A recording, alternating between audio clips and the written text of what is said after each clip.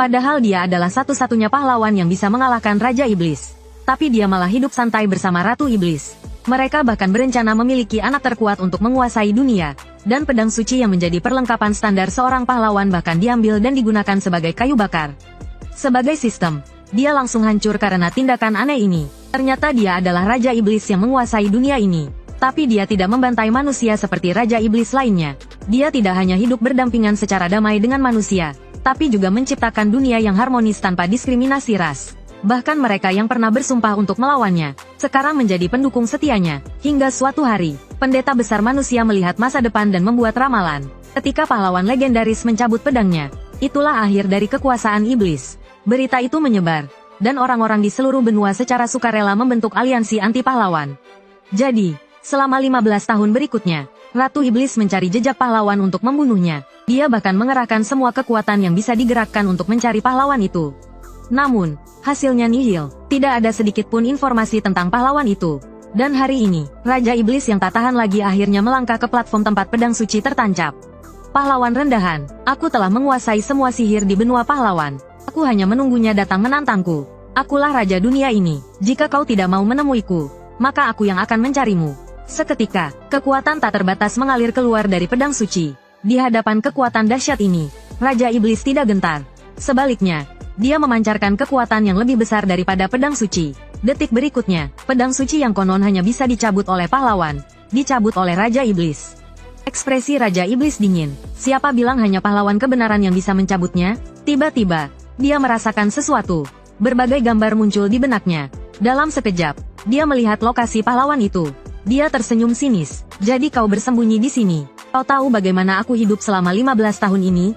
Sambil berkata begitu, dia menggunakan sihir hitam untuk teleportasi paksa. Saat itu, di desa pemula, benar sekali, aku adalah pahlawan legendaris. Tapi berbeda dengan pahlawan lainnya, aku menikmati kehidupan pedesaan yang damai, jauh dari konflik. Namaku Lepin, hanya seorang pekerja kantoran biasa. Satu-satunya hobiku adalah bermain TikTok dalam perjalanan ke kantor untuk menghabiskan waktu. Saat aku menghela nafas, berharap bisa hidup seperti ini selamanya. Detik berikutnya, entah bagaimana, aku malah bertransmigrasi ke dunia ini. Bahkan pegangan kereta bawah tanah ikut terbawa. Berbeda dengan rasa gugup saat pertama kali tiba di dunia lain. Dengan bantuan sistem, aku perlahan mempelajari keterampilan bertahan hidup. Tapi saat sistem akan mengakhiri tutorial pemula, aku menolak untuk meninggalkan desa pemula. Bukankah ini sudah cukup bagus? Setelah meninggalkan desa pemula, kau akan bertemu orang lain di dunia ini. Kau bisa berguru pada mereka untuk mempelajari berbagai keterampilan. Menjadi pahlawan legendaris dan mengalahkan Raja Iblis.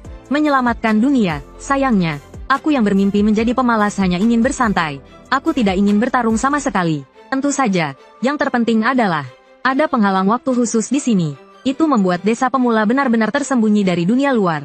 Di sini, aku bisa melakukan lebih banyak hal yang kusuka setiap hari, selain bertani, yaitu dengan menukarkan poin sistem untuk berbagai item untuk menempa furnitur. Sampai 15 tahun berlalu. Dan kemudian menghilang. Tapi aku tidak panik sama sekali. Lagi pula, sistem ini tidak berguna, dan terus-menerus membujukku untuk mati di luar. Namun, saat itu juga, tiba-tiba ada petir dan guntur di langit. Sebuah kekuatan yang menakutkan muncul. Raja Iblis muncul di hadapanku tanpa aku sadari. Akhirnya aku menemukanmu, pahlawan legendaris, pahlawan benar. Aku sama sekali tidak melihatnya. Aku hanya tahu akan hujan dan bergegas kembali untuk mengambil pakaian dan ikan kecil kering yang dijemur. Raja Iblis terdiam melihat pemandangan ini. Aku akhirnya berhasil mengambil pakaian dan ikan kecil kering dan menghela nafas lega. Namun saat itu, anjing peliharaan elektronikku menggonggong, memperingatkanku akan bahaya. Tapi aku tidak mengerti bahasa anjing. Aku hanya berpikir dia ingin bermain denganku. Tiba-tiba, aku mendengar suara seorang wanita di telingaku. Apakah kau pahlawannya? Kau tidak terlihat seperti itu. Lalu perlahan mengumpulkan energi di ujung jarinya. Karena kau sudah di sini, lebih baik kita verifikasi dulu. Sebelum aku bisa menjelaskan, seberkas cahaya keemasan menyerangku di saat berikutnya. Aku sangat ketakutan hingga menjatuhkan ikan kering di tanganku. Namun, setelah cahaya keemasan itu berputar di sekitarku, pedang suci itu secara otomatis jatuh ke tanganku. Ini, pedang suci, lalu aku panik dan mencoba membuangnya. Tapi aku tidak bisa membuangnya. Apa yang terjadi? Orang ini bahkan tidak sebanding dengan prajurit biasa tingkat terendah. Bagaimana dia bisa mendapatkan pengakuan pedang suci? Mungkinkah dia menyembunyikan kekuatannya? Lalu dia membaca mantra. Akulah Raja Iblis terkuat saat ini. Hari ini aku akan melenyapkanmu sepenuhnya. Setelah mantranya selesai, formasi sihir yang tak terhitung jumlahnya tiba-tiba muncul di langit. Dan setiap formasi sihir memanggil meteorit raksasa. Aku langsung tercengang melihat pemandangan ini. Aku hanya bertani dengan jujur. Bagaimana aku bisa memprovokasi Raja Iblis? Tiba-tiba aku teringat apa yang dikatakan sistem sebelum menghilang. Namun, semua tindakanku yang tidak biasa ini terlihat seperti provokasi di mata Raja Iblis. Kurang ajar, kau sombong sekali. Lalu dia menjentikkan jarinya. Meteorit raksasa yang tak terhitung jumlahnya menghantam rumahku. Tepat ketika meteorit akan menghantam, anjing sihir itu maju berperang. Perhitungan selesai, memulai mode pertempuran. Dia langsung memanggil senjata panas yang tak terhitung jumlahnya. Tepat ketika meteorit akan tiba, rudal yang tak terhitung jumlahnya diluncurkan dan bertabrakan dengan meteorit di langit. Dia sedikit terkejut. Jadi, kau mengandalkan alat sihir tingkat tinggi yang telah membangunkan kesadarannya. Tapi di hadapanku, semuanya kelas rendah. Dia mengangkat tangannya dan melepaskan sihir yang cukup untuk menghancurkan dunia. Tapi di saat berikutnya, Wang Chai menembakkan seberkas cahaya hitam dari mulutnya. Lubang hitam kuantum yang mengerikan terbentuk tepat di tengah lingkaran sihir. Sedetik kemudian, lingkaran sihir itu langsung tertelan. Langit biru seketika kembali seperti semula. Seolah-olah tidak ada yang terjadi. Raja Iblis langsung tertegun. Bagaimana mungkin, sihir pemusnah duniaku dipatahkan dengan mudah olehnya? Apa yang sebenarnya dia lakukan di sana?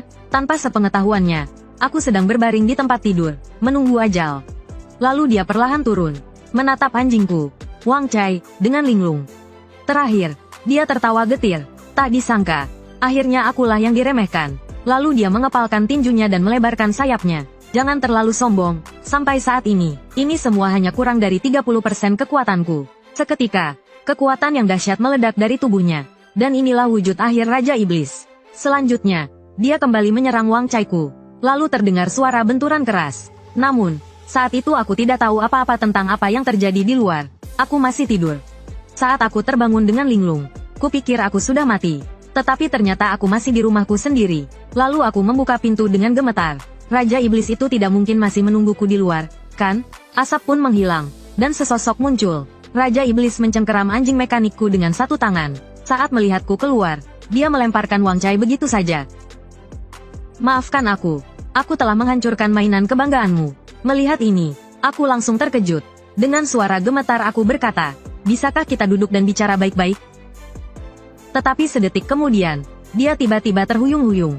Lalu dia jatuh pingsan. Melihat ini, aku segera membantunya. Kau baik-baik saja? Dan pada saat itu, baju zirah sihirnya perlahan menghilang. Pakaian di tubuhnya pun semakin tipis. Aku langsung mimisan. Jangan lihat. Meskipun dia ingin membunuhku, sebagai pemuda abad ke-21 yang baik, aku tetap membawanya ke kamarku. Tiba-tiba Raja Iblis membuka matanya. Dia merasakan tangannya terikat di belakang punggungnya. Tak disangka, aku, Raja Iblis terkuat, bisa kalah dengan cara seperti ini. Memenjarakanku, apa orang ini punya fetish aneh? Aku harus segera pergi dari sini. Lalu dia mulai mengumpulkan sihir di tangannya. Dia mencoba melepaskan ikatannya, tetapi tidak berhasil. Raja Iblis merasa sedih. Ini lagi-lagi artefak sihir legendaris yang belum pernah kulihat. Dia menatap kosong ke depan. Kekuatan apa lagi yang disembunyikan orang ini? Saat dia sedang melamun, aku masuk sambil membawa makanan.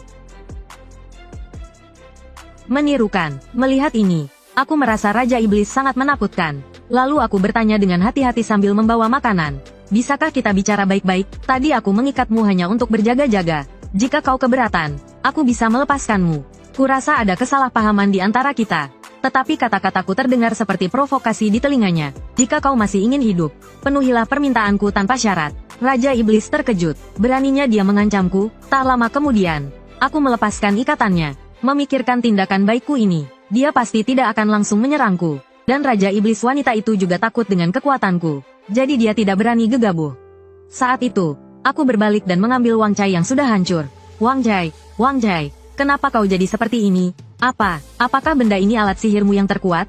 Aku tersenyum. Bisa dibilang begitu. Wang Chai adalah mainan kecil yang aku kembangkan 2 tahun terakhir.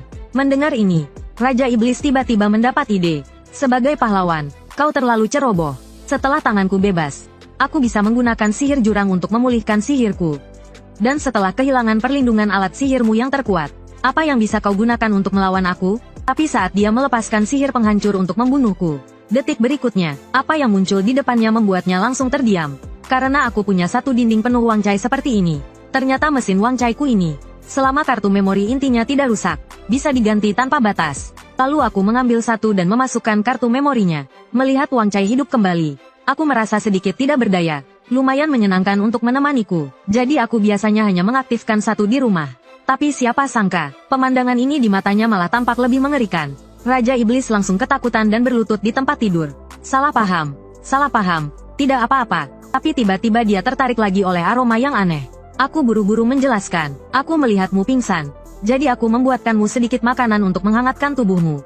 Melihat sepiring pangsit dan bubur daging di atas meja, meskipun telah mencapai ranah transenden dan tidak perlu makan, perut Raja Iblis saat ini keroncongan. Dia tanpa sadar mengambil sepotong pangsit dan memasukkannya ke dalam mulutnya. Tapi setelah menggigitnya, dia terdiam cukup lama. Aku diam-diam merasa tegang. Meskipun ini hanya makanan biasa, aku percaya diri dengan masakanku. Tapi bagaimanapun juga, dia adalah seorang Raja Iblis. Namun, yang tidak aku sangka adalah, dalam waktu singkat, Raja Iblis telah menghabiskan semua pangsitnya. Raja Iblis merasa setiap gigitannya, jus dagingnya meledak di mulutnya seperti kembang api. Dan setiap pangsit mengandung energi sihir dengan konsentrasi yang sangat tinggi, membuatnya ketagihan. Saat dia menelan yang terakhir, tubuh Raja Iblis tiba-tiba merasakan sesuatu yang aneh. Seluruh tubuhnya, seolah-olah ada kekuatan tak terbendung yang tiba-tiba meledak. Panas ini hampir membuat Raja Iblis basah kuyup. Dia bertanya dengan gemetar, apa yang kau masukkan ke dalamnya? Aku panik. Selesai sudah. Aku memasaknya sesuai seleraku. Jadi Raja Iblis tidak bisa makan cabai? Dia memang punya niat buruk. Dia hanya ingin menjadikan aku bahan penelitian. Lalu aku buru-buru merekomendasikan bubur daging telur pitan kepadanya. Menyegarkan dan mengurangi panas. Cepat makan. Raja Iblis berpikir dalam hati. Memberi racun di satu sisi dan penawarnya di sisi lain. Benar-benar mempermainkanku. Tapi panas di hatinya membuatnya tetap makan. Namun, saat masuk ke mulutnya, dia terkejut. Kekuatan yang nyaman dan hangat langsung mengalir ke seluruh tubuhnya. Kekuatan yang tenang itu membuatnya merasa menguasai dunia. Raja Iblis dan pahlawan, semuanya tidak ada hubungannya dengannya. Begitu kecil, melepaskan segalanya, merasa nyaman dan bebas. Dirinya ternyata begitu kecil. Tanpa disangka, ketika dia bangun lagi, dia langsung menembus level Raja Iblis bintang 3. Dia tidak percaya bahwa seseorang bisa menembus level hanya dengan stimulasi 2 makanan ekstrim. Kekuatannya meningkat lagi, tapi dia masih berpura-pura tenang. Jangan berpura-pura, apa maumu? Aku hanya ingin kita meneliti bersama. Apakah Raja Iblis dan pahlawan bisa hidup berdampingan? Tapi dia malah mengira aku ingin menjadikannya objek penelitian, agar dia menjadi lebih kuat dan mengalahkanku. Melihatnya tertegun lagi, aku segera bertanya, enak, kalau enak, aku akan terus memasakkanmu dan melayanimu. Tapi Raja Iblis malah menghela nafas. Lupakan saja, saat aku bingung dan siap mati, Raja Iblis malah langsung melompat ke tempat tidur. Aku bisa menyetujui syaratmu, tapi camkan ini, aku bukannya takut padamu, tapi demi mengejar puncak kekuatan. Dan jangan kira aku akan merendahkan diri hanya karena tinggal di sini. Harkat dan martabatku tidak boleh diinjak-injak.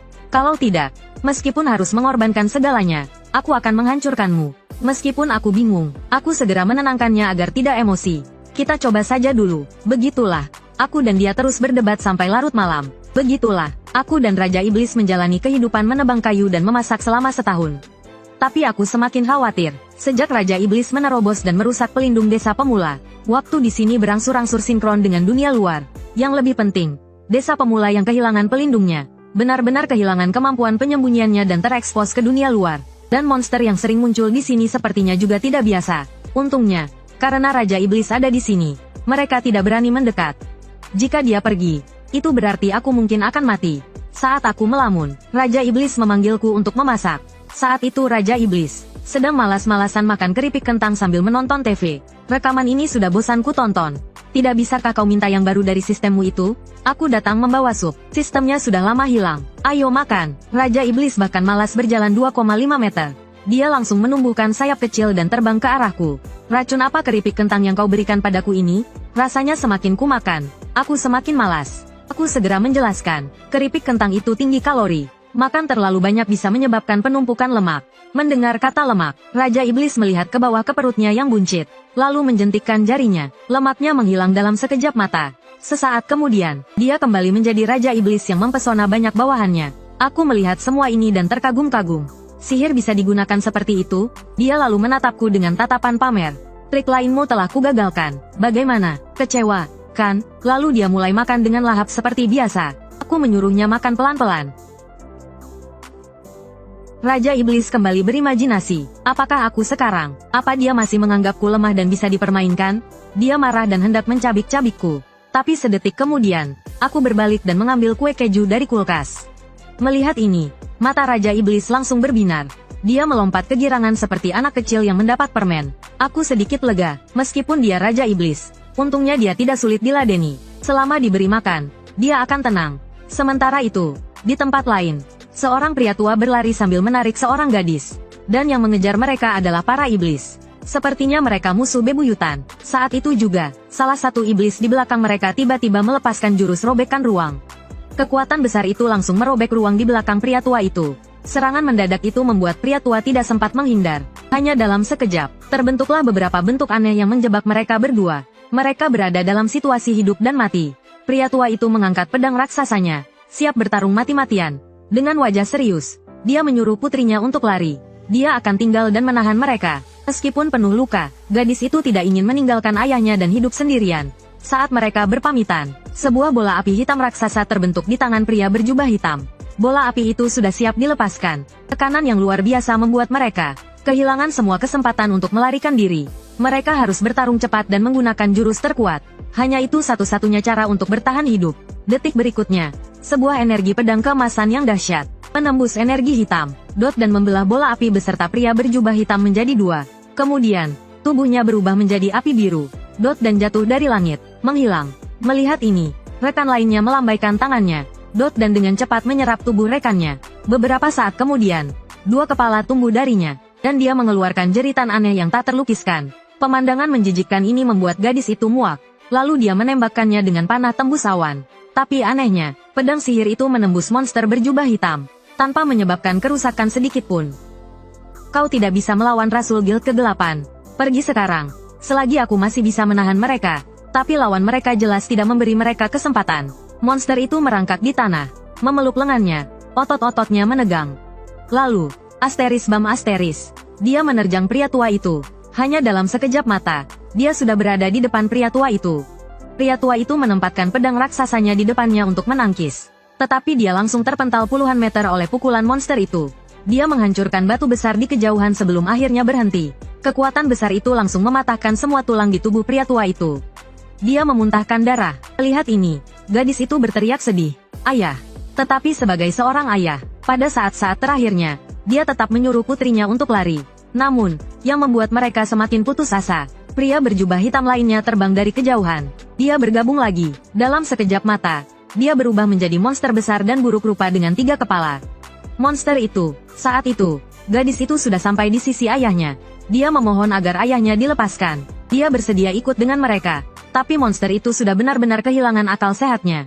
Pupil gadis itu menyusut, pasrah menunggu kematian. Monster itu mengayunkan tangannya yang besar. Sihir berkumpul, siap untuk menghabisi keduanya dalam satu serangan. Namun, detik berikutnya, 2 raksasa penjaga jatuh dari langit. Seketika, debu tak berujung berhamburan. Gadis itu dengan susah payah membuka matanya. Tapi dia melihat pemandangan yang lebih mengerikan daripada sebelumnya. Seekor Raja Mammoth setinggi ratusan meter muncul, menutupi langit, berkuasa di tempat ini. Dan monster sebelumnya, dihancurkan menjadi debu hanya dengan 1 jarinya. Di atas kepala Raja Mammoth, terlihat samar-samar sebuah gubuk kecil. Yang mengendalikan Raja Mammoth ternyata adalah seekor kodok kuning. Tikodok, berbicara dengan hormat ke gubuk kecil di atasnya. Kakak, bahaya sudah disingkirkan. Bagaimana kita menangani 2 orang tak berdosa yang tersisa? Saat itu, yang keluar dari gubuk kecil itu adalah Wang Chai. Ia perlahan berkata, jangan sakiti orang yang tidak bersalah. Bawa mereka ke Tuan. Tapi saat kami sedang bermesraan, Wang Chai muncul lagi, dan dia membawa 2 manusia lemah. Ini membuat Eliza sangat cemburu, karena salah satunya adalah seorang wanita muda yang cantik. Sejak Raja Iblis Eliza tinggal bersamaku, dia menghabiskan setiap hari mempelajari film dewasa. Pinggang rampingnya yang dulu, sekarang telah berubah menjadi perut buncit yang tak sedap dipandang. Saat ini, dia telah berubah menjadi seorang otaku super gemuk seberat 125 kg. Tapi aku harus mendapatkan perlindungannya. Kalau tidak, aku mungkin akan langsung diinjak-injak monster. Tak lama kemudian, aku menyajikan sup panas lagi. Makan siang sudah siap, tapi bahkan untuk jarak pendek dari sofa ke meja makan, dia terlalu malas untuk bergerak. Setelah mengatakan itu, dia memutar jarinya untuk memanggil sayapnya. Tapi sayap iblisnya yang dulu menutupi langit, sekarang telah berubah menjadi sayap kecil berukuran 2,5 cm. Untungnya, sayap tipis itu masih bisa membawa tubuhnya yang gemuk. Namun, Raja Iblis malah menyalahkanku. Sayang, racun apa yang kau masukkan ke dalam keripik kentangku? Itu membuatku semakin malas memakannya.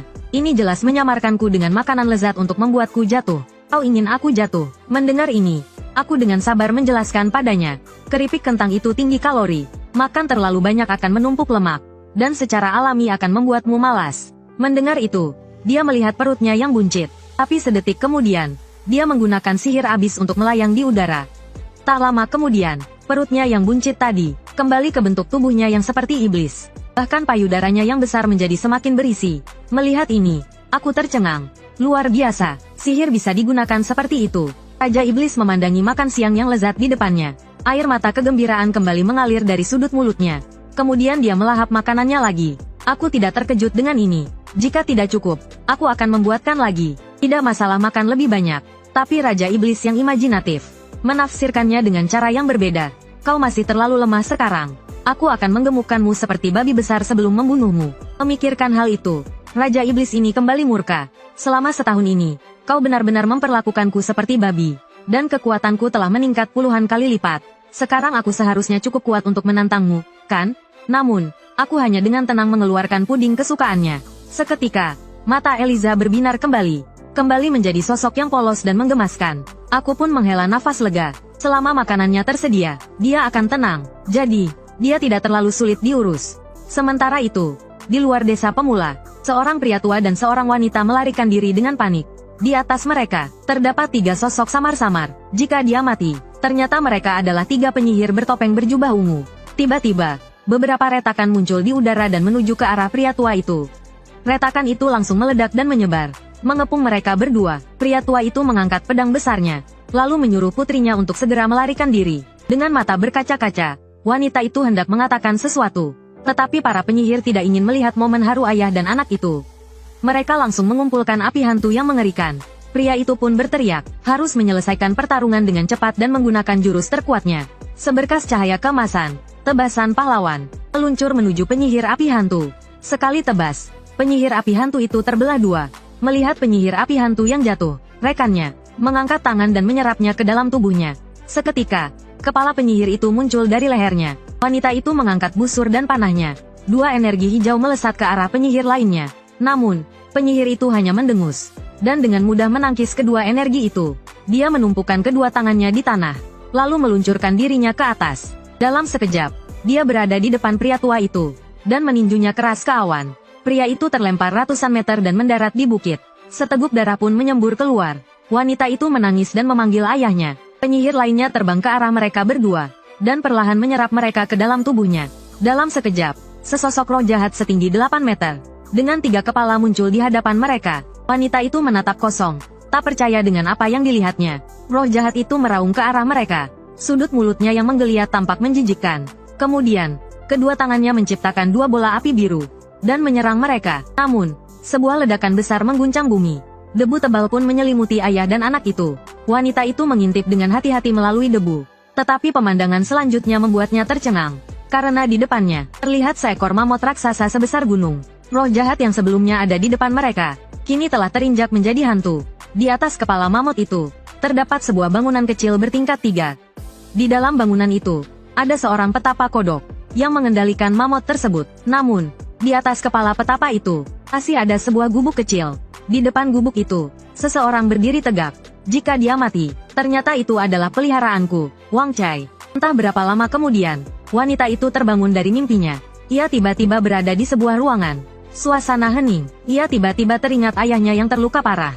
Jika tidak segera diobati, nyawanya mungkin melayang. Ia segera berlari keluar. Ayah, bertahanlah. Namun, saat ia membuka pintu dan melihat keluar, ia tercengang dengan pemandangan di depannya. Karena saat itu, ayahnya sedang memamerkan otot-ototnya, dan di sampingnya ada 2 orang asing. Aku menatap pria itu dengan penuh semangat.